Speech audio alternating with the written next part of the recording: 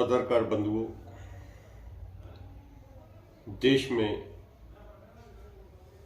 जो अघोषित तानाशाही चल रही है, अंतर्राष्ट्रीय मीडिया में और अंतर्राष्ट्रीय सर्वे में भारत अब लोकतांत्रिक देश नहीं रहा। भारत में तानाशाही सरकार चल रही है, जिसमें भारत के चारों स्तंभ, लोकतंत्र के चारों स्तंभ, चाहे वो मीडिया हो, कार्यपालिका हो, कार्यपालिका हो या विधानपालिका हो, सभी में गिरावट, डर, लालच, भेदभाव, फिरकाप्रस्ती, जातिवाद तथा अन्य कई प्रकार की गिरावट देखने को मिल रही है। जहां देश में लोकतंत्र खतरे में है, जब ऑनलाइन सर्वे होता है तो देश की 60% आबादी लोकतंत्र खतरे में है के पक्ष में वोट करती है।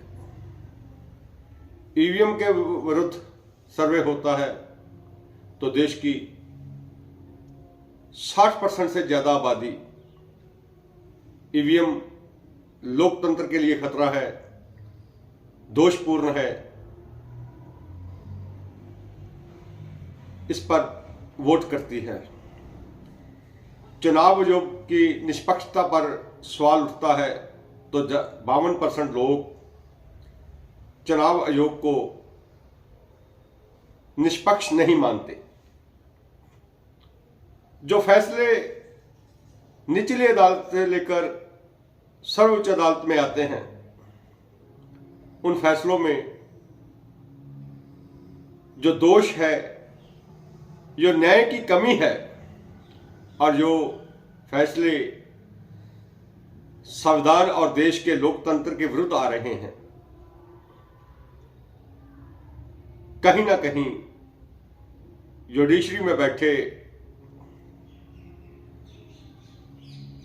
लोग या तो तानाशाह से डरे हुए हैं, सरकार से डरे हुए हैं, या सरकार से मिले हुए हैं, या पोस्ट रिटायरमेंट गिफ्ट के लिए बिके हुए हैं।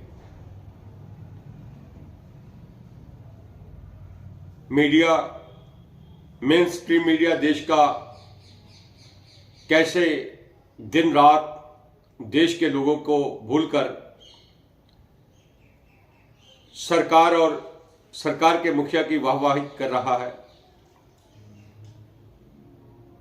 10 सालों में मीडिया ने कभी प्रधानमंत्री से सवाल नहीं पूछा, बेरोजगारी पर सवाल नहीं किया, भूखमरी पर सवाल नहीं किया, बढ़ती महंगाई पर सवाल नहीं किया।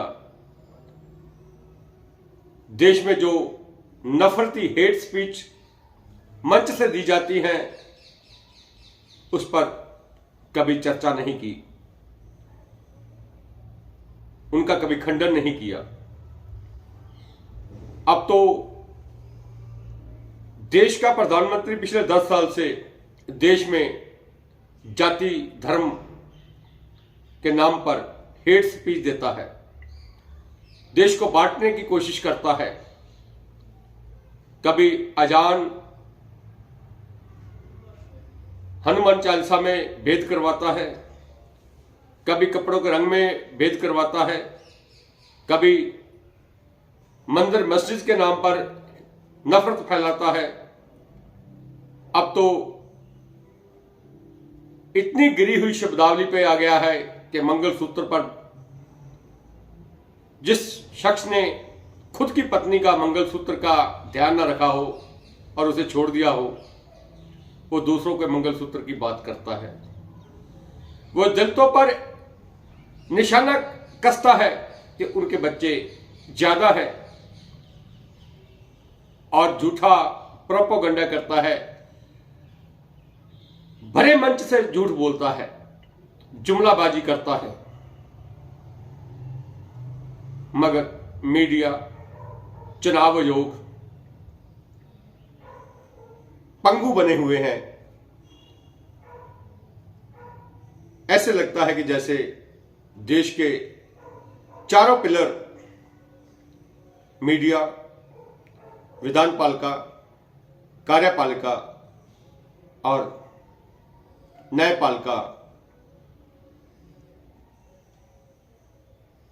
न माने तो खत्म हुई है, मर चुकी है, बिक चुकी है, डर चुकी है। साथियों, चुनाव का तीसरा, चौथा, पांचवा, छठवां और सातवां चरण बाकी है। मेरी आपसे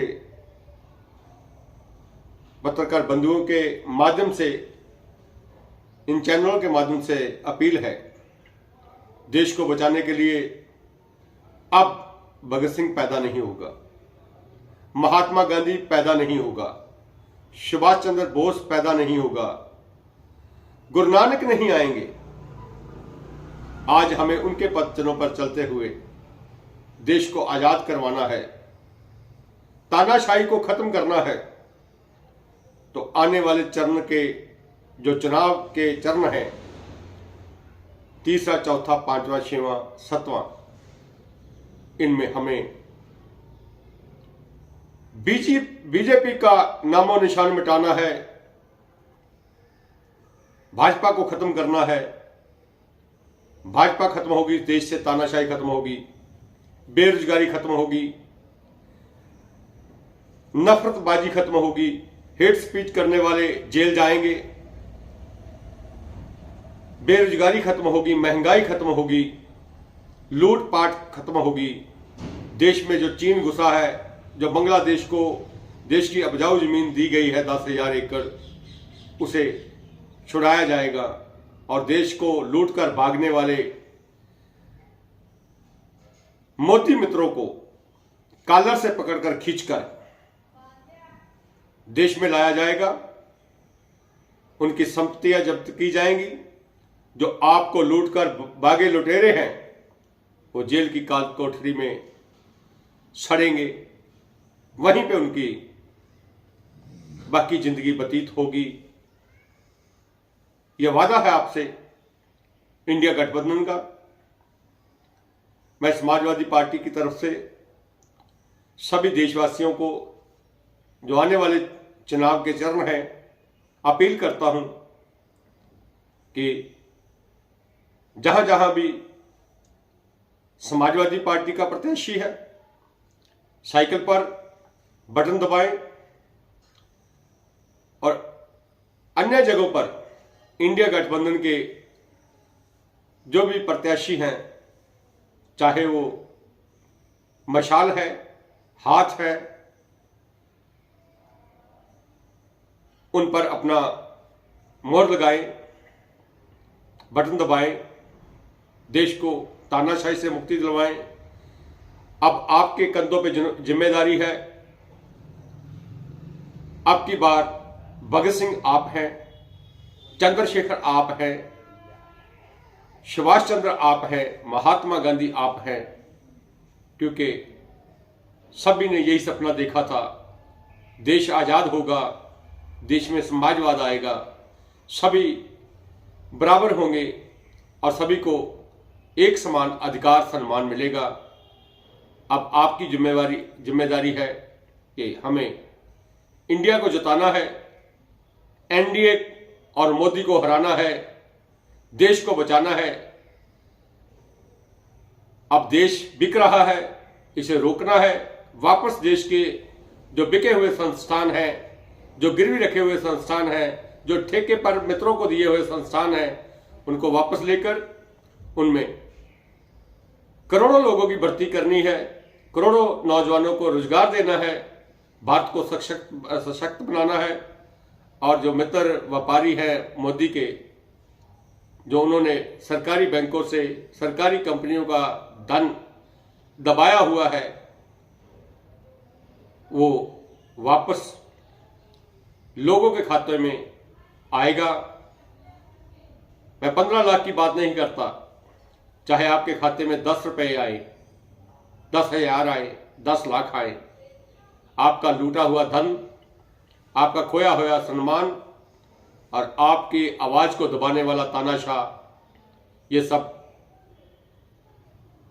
खत्म करके नया भारत बनाएंगे, फिर से भारत की तदबीर लिखेंगे, फिर से देश में खुशहाली लौटेगी, रोजगार लौटेगा, आपकी हंसी आपके लबों पे लौटेगी। जय भारत, जय संविधान, जय समाजवाद।